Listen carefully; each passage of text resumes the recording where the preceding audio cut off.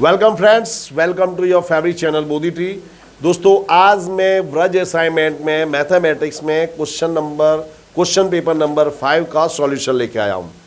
तो पूरा वीडियो देखिएगा, नोट और पेन लेकर बैठिएगा और सवाल हमारे साथ सॉल्व करिएगा। So now let's start. पहला हमारा सम है कि a1x plus b1y plus c2 is equal to 0 और e2x plus b2y plus c2 is equal to 0 समपाती रेखाएं दर्शाती हो तो ये कंडीशन मिलेगी। बराबर, यानी ये दोनों रेखाएं होंगी एक दूसरे के पैरेलल होंगी। बराबर। अगला है, यदि तो द्विघात समीकरण ax square plus bx plus c बराबर 0 के दो समान वास्तविक हल मिलेंगे। विविक्तर के देख के याद रखना, विविक्तर का मतलब होता है हल, सॉल्यूशन। तो क्वाड्रेटिक पॉलिनोमियल के क्वाड्रेटिक इक्वेशन के दो समान हल कब मिलते हैं? जब delta is equal to B square minus 4ac। अब यहाँ पे मिस्टेक है, ये भी ऑप्शन सही है, दोनों एक ही ऑप्शन है। तो जब डेल्टा बराबर 0 हो, यानी कि B square minus 4ac is equal to 0, तो समीकरण के दो समान हल मिलते हैं। याद रखना, इट इज़ वेरी इंपॉर्टेंट।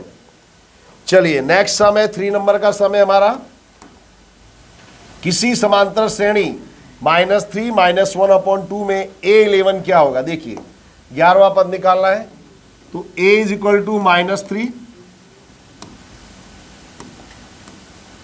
और डिफरेंस होगा हमारा -1/2 माइनस 3, तो माइनस माइनस प्लस 3 तो हो जाएगा 3 2 जा 6 5/2। इसका हमको 11वां पद निकालना है, तो an is equal to a plus n minus 1 into D. a11 a के प्लेस पर आप लिखोगे -3, 11 माइनस 1 डिफरेंस है हमारा 5/2, तो ये हो जाएगा -3 10 गुणे 5/2 2 5 जा 10 -3 प्लस 25 क्या आया 22। तो ये हमारा 1 मिनट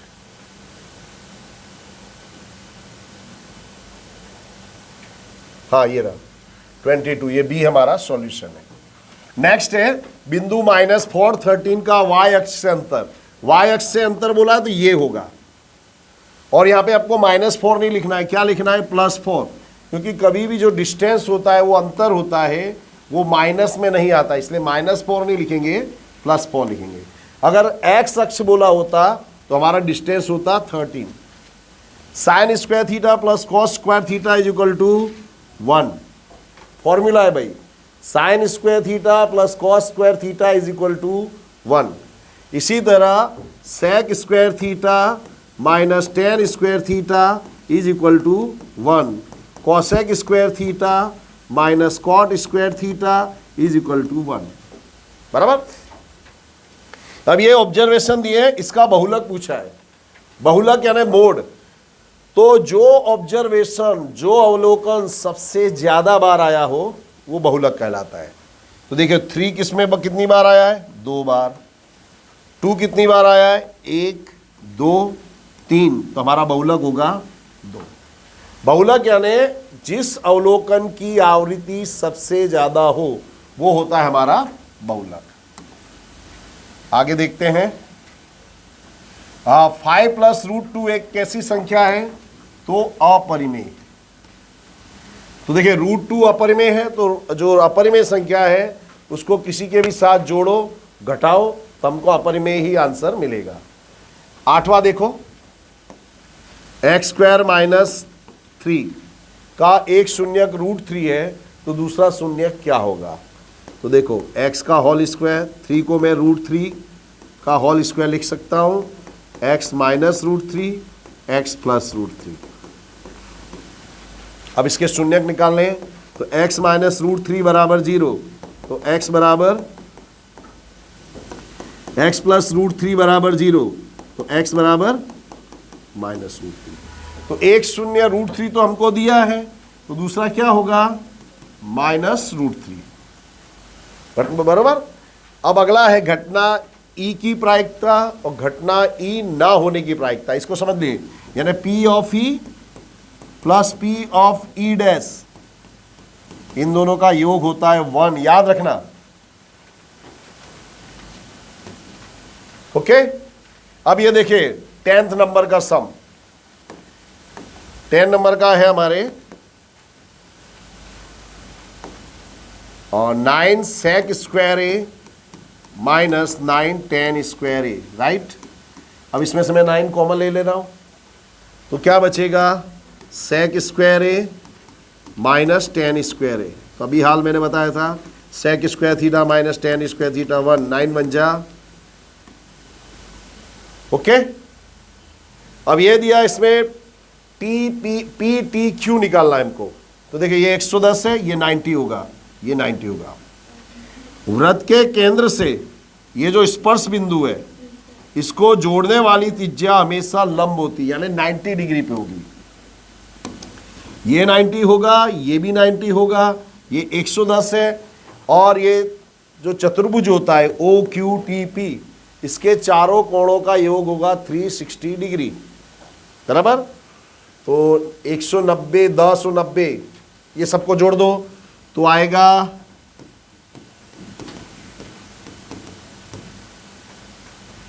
290। 360 में से 290 माइनस करो तो क्या आया, 70। ये होगा हमारा 70 डिग्री, बराबर। इसमें मूल वस्तु ये याद रखनी है कि ये जो यहाँ पर जो एंगल बनेगा, ये दोनों एंगल 90 डिग्री के होंगे, और चारों कोणों का योग होगा 360 डिग्री।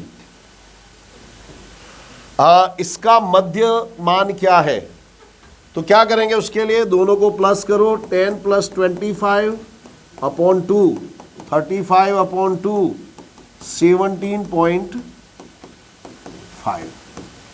ये हुआ इसका मध्यमान या मध्य कीमत, यानी कि मिड वैल्यू, बराबर। दिमाग में रखिएगा इसको, ये भले एमसीक्यू है लेकिन आपको आना चाहिए कि आया कहां से। अब ये दिया है, इसका हमको निकालना है, ट्रू या फॉल्स हमको बताना है। जैसे पहला है हमारा 5 और 15 का एलसीएम होता है 15, ये सही है। कैसे सही है देख लो, 5 और 15,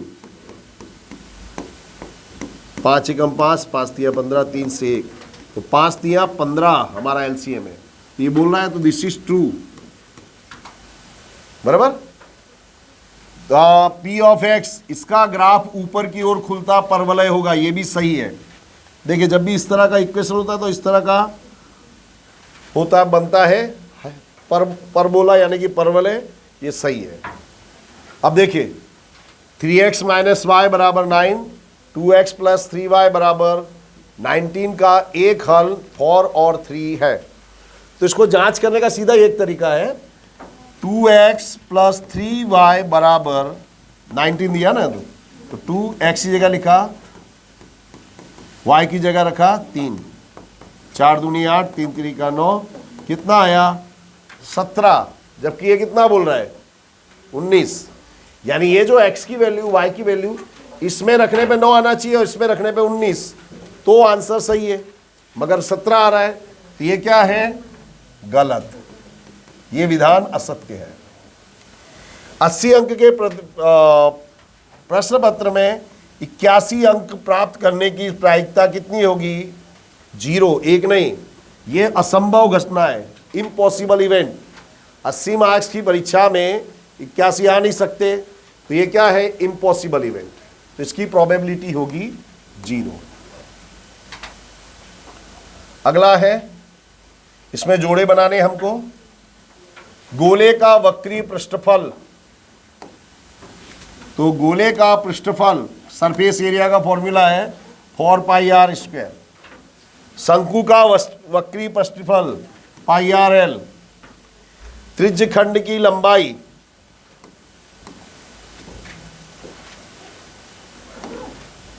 तो pi r theta upon 180 degree, बराबर।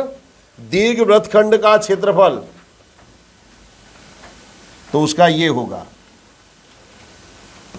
पाई r square minus pi r square theta upon 360।